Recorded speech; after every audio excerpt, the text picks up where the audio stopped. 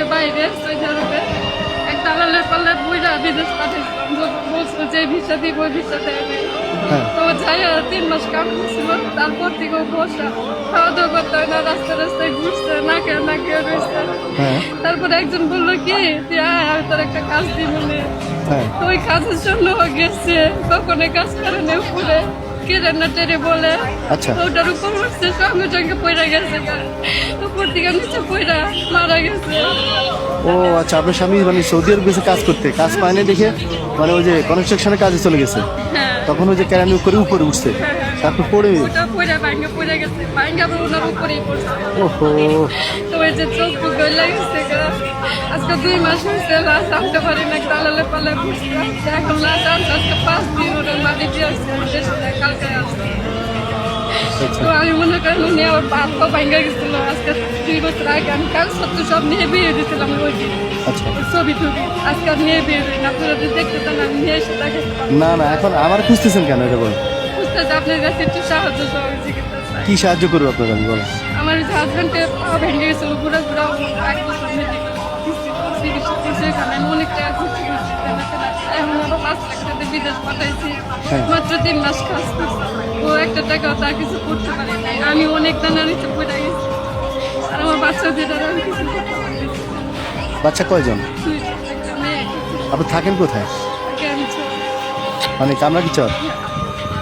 আচ্ছা আচ্ছা, এখন আপনার স্বামীর লাশ কবে আসছে? আসছে আজকে 10 তারিখে আসছে, মাঠে দিয়েছি। কয়দিন ছিল সৌদি আরব? সৌদি আরব ছিল মনে করেন জানুয়ারি মাসে 22 তারিখে মারা গেছে, আর এমনি গেছে মনে হয় আজকে 9 মাস। আচ্ছা, ইয়ে করছে কিছু ক্ষতিপূরণ দিছে? না না কিছু দেয় না, রাতের কাগজপত্র করে দেওয়া আছে, আমরা ভাবছিলাম দিব, কিছু দেয় না। দিবে না তো, কারণ ওই যে কোম্পানি থেকে ছিল 30,000 টাকা দিছে, লাস্ট টাকা 35,000 টাকা শুধু 35,000 টাকা দিছে, আর কিছু দেয় না। মানে যে কোম্পানিতে কাজ করে ওই কোম্পানিতে মারা যায় নাই তো, এই জন্য দেয় না, হ্যাঁ উনি ফ্রি বিষয় এই জন্য টাকা পয়সা। আচ্ছা আচ্ছা, এখন বলেন আমি কি করতে পারি আপনার জন্য? আপনার তো অনেক বড় ধরনের কেস। হ্যাঁ, আমি যে এখন মনে করেন আমার সন্তানের একটা কিছু কিনা খামো, 50 টাকা সুজি, এরকম দিন গেছে, আমি রাস্তা কাঁদছি, কারো কোনো সাহায্য নেই। আর আমার মনে করেন ফ্যামিলি কেউ আমি দেখে না, আমার বলে তোমার অনেক টাকা দিয়ে রাখছি, তুমি তো এগুলো দিতে পারো না। ঋণ কত? ঋণ কত? ঋণ ছিল আমি 8 লাখ টাকা ঋণ আছে। 8 লাখ টাকা ঋণ এখন? ওহো, উনি যে পা ভাগছে চিকিৎসা করছি, এই যে কাগজ আছে আমার কোন হাসপাতালে, আবার এখন বাইরে পাঠাইছি এগুলা দিয়ে। তো এখন আমিও চাই কি জানেন, আমি সরকারের মাধ্যমে চাই যে ওনারা যাতে এরকম দালালরাই করে, দালাল আমাদের দেশে, আমিও চাই দালালের বিচার, ওর কারণে আর আমার স্বামী দুনিয়া থেকে গেছে। আচ্ছা, এখন আমি কি করতে পারি বলেন? আমার কাছে আপনার কি চাওয়া? আপনি আমার যতটুকু পারেন আমার একটু সাহায্য করবেন। আমি আপনাদের 2,000-5,000 টাকা সাহায্য করলে কি হবে বলেন? আমি একটা মহিলা মানুষ, আমি চাই আমার বাচ্চাটা নিয়ে কিছু করে একটা খাইতে, আর যেহেতু আমি এত টাকা টানা আছি, ওরা তার আমার টানা ছাড়বো না। আচ্ছা, আপনি কি কিছু করবেন, করতে চান? আমি করতে চাই, কি করবেন? একটা কিস্তি খুঁজছিলাম, কিন্তু স্বামী ছাড়া কেউ কিস্তি দেয় না। আচ্ছা, কিস্তি পাতে ব্যবসা বাণিজ্য কথা বলেন? হ্যাঁ, একটা হোটেল দিয়ে বুঝলাম, আমি ওটা চাই যাতে আমার বাচ্চাটা তো থাকে না, সবসময় যাতে আমার কাছে রাখতে পারে, মানুষের কাছ থেকে তো রাখতে পারে।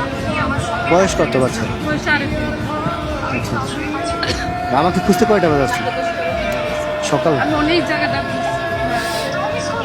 যেভাবে আপনি চিৎকার দিয়ে ডাক দিছেন, আমি তো ভয় পাইছি যে কি রে আমার কে ডাকতেছে। আমি বললাম না, আমি ওইখান থেকে শুধু আল্লাহ কাছে ডাকতেছে, উপরে তাকায় তাকে আরেকটা ভিডিও দেখছিল আল্লাহ দিকে তাকায় নাকি আল্লাহ বলছে করে আপনার, এই কারণে আমি ওকে আল্লাহ দিকে আমার পাওয়া আল্লাহ কাছে বলতে বলতে আসছি, ওইখান থেকে রাস্তা মাথাতে দেখি আপনারা এখানে হঠাৎ আল্লাহর কাছে চাইতে চাইতে আসতেছেন যে আমার সাথে যাতে দেখা হয়। হ্যাঁ, দেখা হয়ে গেছে। বেরোচ্ছি নিয়ে বেরোচ্ছি, তুমি আমার আশাটা পূরণ আপনাদের পায়ে যাবেন না, আমার মন বন্ধ করে।